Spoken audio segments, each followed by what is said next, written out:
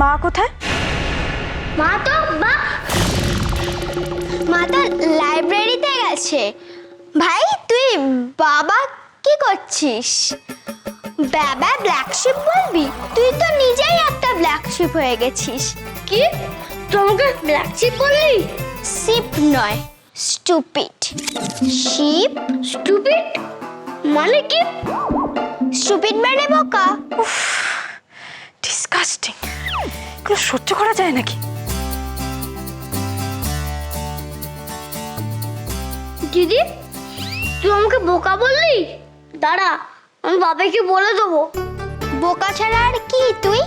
ওই আন্টিটার সামনে তুই বলতে চাচ্ছিস মা বাবাইয়ের সঙ্গে দেখা করতে গেছে? হ্যাঁ,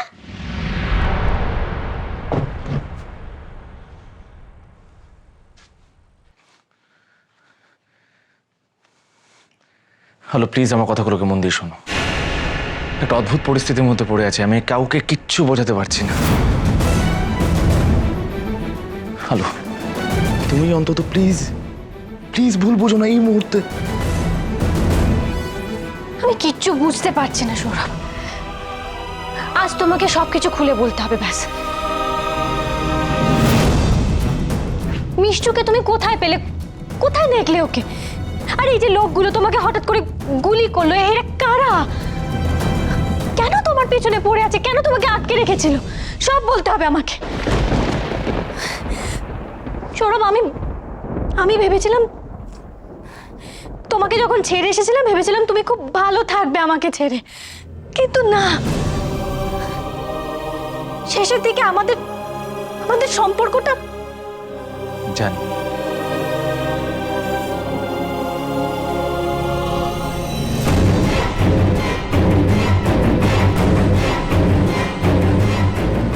আমি ওই ডিকে পার্টিটা এখনো মন থেকে ভুলতে পারিনি। আলো, অপরাধ বোধে ভুগছিলাম। এত রাগ হয়েছিল আমার নিজের ওপর, তোমার ওপর এত অভিমান হয়েছিল, আমি সবকিছু ছেড়ে সমস্ত সম্পর্ক ভেঙে এই দেশ ছেড়ে চলে গিয়েছিলাম। ভালো লাগছিল না, কি করব। বিদেশে গিয়ে একটা চাকরিও পেয়ে যাই আমি, লাকিলি। ওখানে সানির সঙ্গে আলাপ হয় আমার। সানি আমার কলিগ ছিল। হঠাৎ একদিন অফিসে আসা বন্ধ করে দেয়। ওর খোঁজেই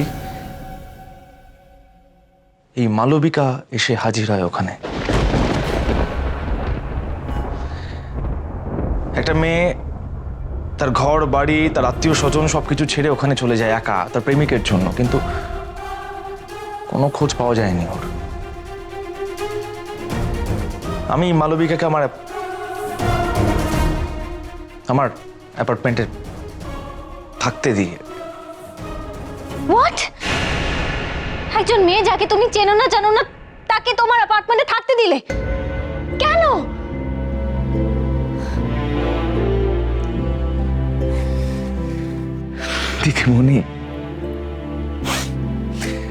দিদিমণি, বিদেশে এটা হয়ে থাকে, এটা কোনো ব্যাপার না, কোয়াইট ন্যাচারাল। প্লিজ। আচ্ছা, ওকে ওকে ওকে ওকে ওকে তোমার যদি মনে থাকে, আমি তোমাকেও কিন্তু না জেনে না শুনে আমার বাড়িতে থাকতে দিয়েছিলাম। আমি কোনোদিন নিজের অধিকারের সীমাটা লঙ্ঘন করিনি। এটুকু বিশ্বাস নিশ্চয়ই করা যায় আমাকে। বেশ, আমি তাহলে কাল আপনাকে নতুন করে সাজা সরঞ্জামগুলো এনে দেব। আপনি যখন ইচ্ছের মতন করে সেজোর সামনে গিয়ে দাঁড়াবেন, ওর স্বপ্ন পূরণ হবে।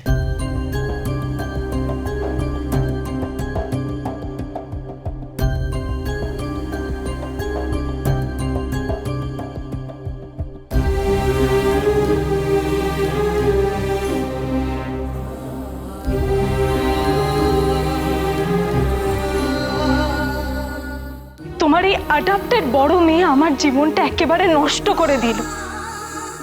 প্লিজ দিদিয়া, আমাদের দুজনের মাঝখান থেকে সরে যাও, যথেষ্ট হয়েছে।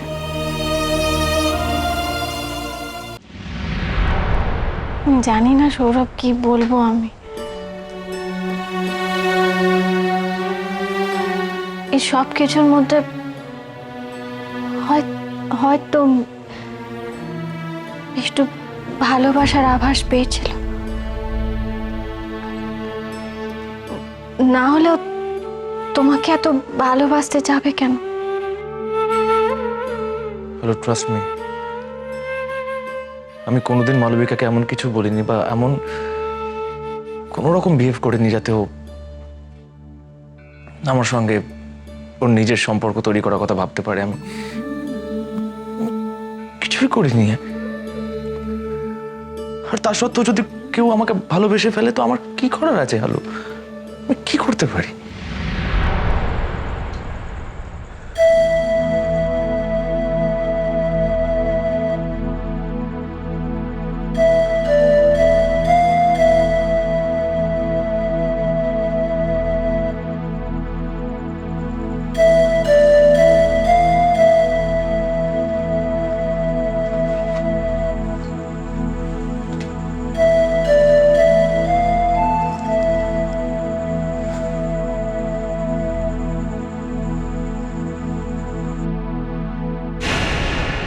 কি হচ্ছে এগুলো? কি কি তোমার মাথা ধরেছিল তাই ভাবলাম একটু মেসেজ করে দিই না প্লিজ। মালবিকা, তুমি আমার গেস্ট। আমার মাথা ম্যাসাজ করার মতন নিশ্চয়ই কোনো সম্পর্ক নেই তোমার আমার মধ্যে। সো আমি এগুলোতে কমফর্ট ফিল করি না। সরি, আসলে সানি যখন টায়ার্ড থাকতো তখন আমিও ওকে এরম ভাবে। সানি তোমার বয়ফ্রেন্ড মালবিকা। তুমি সানির জন্য এত দূর এসেছো, নিজের দেশ ছেড়ে এখানে। সানি নেই তাই আমি তোমাকে এখানে থাকতে দিয়েছি, দ্যাটস ইট, আর কিছু না। সৌরভ, আমার খুব লোনলি লাগে। আমি জানি তুমি তোমার পাস্ট ভুলতে চাইছো, আমিও সানিকে বলতে চাইছি। ব্যাস ব্যাস মালবিকা, এই পর্যন্তই, আর আর নয়। একটা কথা পরিষ্কার করে শুনে রাখো, তোমার আর আমার মধ্যে বন্ধুত্বের বাইরে আর কোনো সম্পর্ক থাকতে পারে না, নেই, ভবিষ্যতে হবে না। তো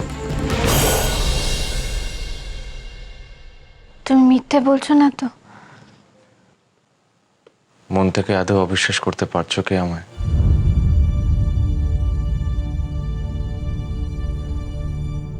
আমি জানি আলো, পারছো না তো।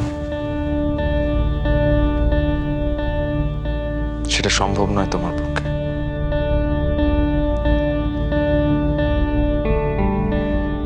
তবুও তোমার যদি সন্দেহ না যায়,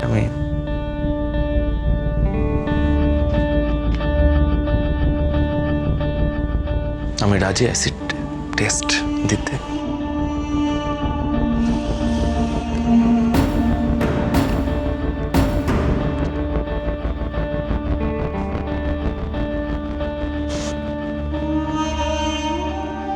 যে কটা বছর তুমি ছিলে না আমার জীবনে, আমার জীবনে কেউ আসেনি আলো। প্রচন্ড ভালোবাসি তোমায় আমি, মন প্রাণ দিয়ে ভালোবেসে এসেছি, ভালোবেসেই যাব। আমি এতটা ভালোবাসি তোমাকে যার কোনো সীমা পরিসীমা নেই, কোনো ভুল বোঝাবুঝি, কোনো অভিমান, রাগ আমাদের ভালোবাসা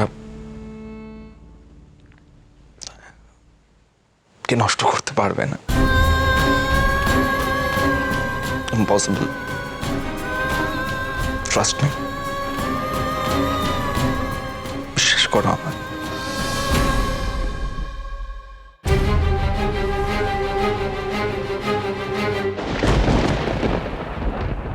এতদিন ধরে